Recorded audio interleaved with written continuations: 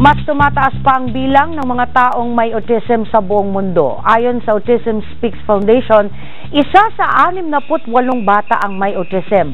Sa Pilipinas naman ay tumaas sa milyon ang bilang ng mga may autism. Kaya naman ngayong Autism Pride Day, aalamin natin kung ano nga bang autism spectrum disorders. Kasama natin si Dr. Maria Paz Ong Maramba, isa pong pediatrician ng Healthway Medical Clinic. Doc, magandang umaga sa iyo. Good morning po. Salamat sa paggising mo ng napakaaga. Pero itong pag-uusapan natin medyo I know na medyo medyo maselan pag-usapan kasi may mga emotional pagdating sa ganitong usapin. Pero ano nga ba yung Autism Spectrum Disorder, ASD? Actually, Autism Spectrum Disorders, dumadami yung kaso ng Autism Spectrum Disorders or ASD. Yung hindi daw kasi masabi kung there's an actual increase in the number of cases, pero pwede na kaya dumadami yung number ng mga may kaso ng ASD because nare-revise yung definition at saka mga diagnostic criteria para sa ASD. Plus, nag-i-increase din yung awareness ng medical population at saka ng general population. Ang Autism Spectrum Disorders, meron siyang dalawang criteria. Yan yung meron siyang impaired or defect in social interaction and social communication, and second, there is a restricted repetitive behavior, interests, and activities. Lahat yan dapat masatisfy para masabi na meron talagang autism ang isang bata. Anong age usually nadidetect yung ganyan? Very common na na-diagnose siya by age 15 months up to 30 months. Pero, kasi mahirap kasi i-diagnose yan pag 6 months, kasi hindi pa ma-develop yung language. Kaya, ang peak ng diagnosis, nasa around 15 to 18 months hanggang 30 months. Meron mga after manganak, meron silang tinatawag na newborn screening, di ba, Doc? Doon ba? Kasi sabi nila, doon daw nadidetect mo na eh. Hindi po. Hindi kasama yan. Kung ma-develop siya ng Hindi siya kasama dun sa mga diseases na nadidetect under newborn screening. So, yun yung common na, bakit naman normal naman na newborn screening? Bakit may Hindi po, hindi siya kasama. Ano ang cause o sanhi ng isang ASD? Actually, until now, unfortunately, unknown pa rin po ang cause. May maraming mga hypotheses for ASD na nagkakos daw. Number one is meron daw mga obstetric complications or during the pagbubuntis ng mga nanay, nagkaroon na exposure sa mga toxic materials or like mga pesticides daw. Number two, nagkaroon ng infection. Ang common daw, ina-associate nila rubella or yung German measles. Another pa, yung mga umiinom daw mga anticonvulsant drugs or anti-seizure disorders na gamot. Isa pa is yung genetics din.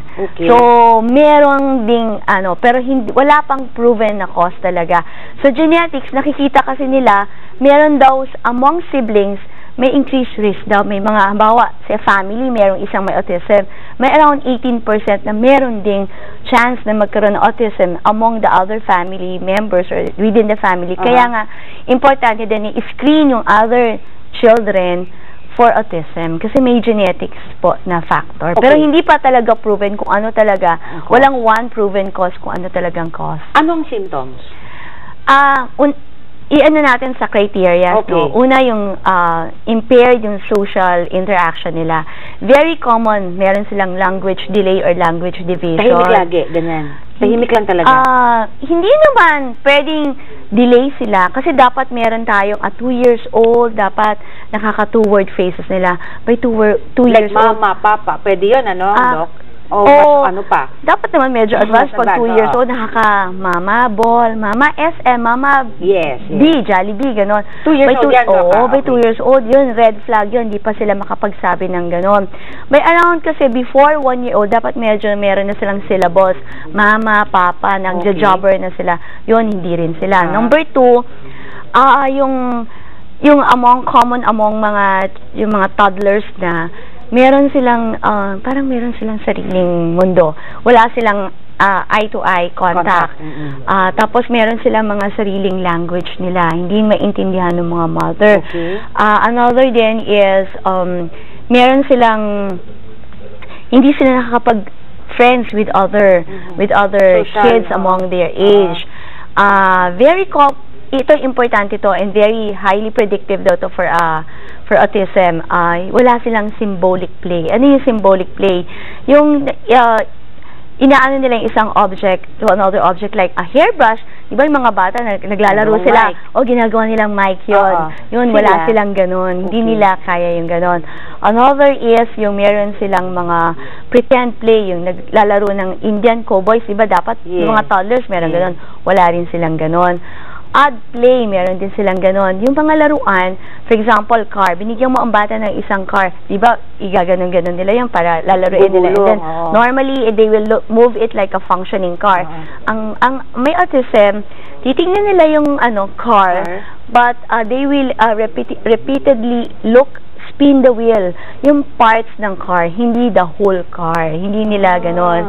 Tapos, meron din sila sometimes na irregular, atypical yung behavior nila in different sensory stimuli, like for example, mga sounds ng vacuum cleaner or yung mga motorcycle, bigla nila silang gaganon, di ba? Oo, gaganon, or parang sisigaw, mayroon silang parang rage na hindi nila irregular yung behavior na. Sometimes naman atypical, yung hindi naman, tahimik naman sila masyado. Or meron din silang atypical or reaction to pain. Minsan nga, nakakat na sila, nabubruise na sila, pero hindi nila alam. Oo, yun yung usual. Pero very common yung language delay. Yun yung isang very na-notice ng mga mother, may language delay sila. Nagagamot ito, Doc? Importante nga early recognition. Kasi early recognition, early intervention. So, wala talagang medicine for autism. Ang talaga is therapy, individualized intensive therapy, special education, occupational therapy, behavioral therapy, and speech therapy, and kung needed, physical therapy. Pero walang drugs. Well, okay. Sabi kasi nila medyo mahal magpagamot ng autism.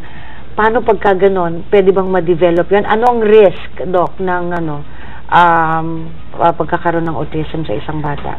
Ang nangyayari kapag may autism ka, you will not be functional. Kapag talagang it's a severe kind of autism, yung day-to-day functioning, hindi niya magagawa. Pero merong mga autism na highly functional. Kasi nga ang ASD, meron siyang under ASD, meron tatlong types. Yung number 1 is yung Asperger syndrome. Ito yung mga tinatawag nila na mga common, in late term, yung highly functioning autism. Kasi yung intelligence nila above normal or average. Minsan wala silang language delay. Ang problema, yung social interaction nila ang impaired. Hindi sila makapaggawa they cannot make friends. At saka meron silang parang sila in one subject, in one topic. They can discuss on one subject, on one topic, non-stop the whole day. Another is ang pinakamarami yung under-pervasive developmental disorder. Kasi that's in between the classic autism and Asperger. Medyo may konting delay, medyo may impaired yung social interaction, but not as severe as yung classic autism. Yung classic autism talaga yung nag-fit into the criteria.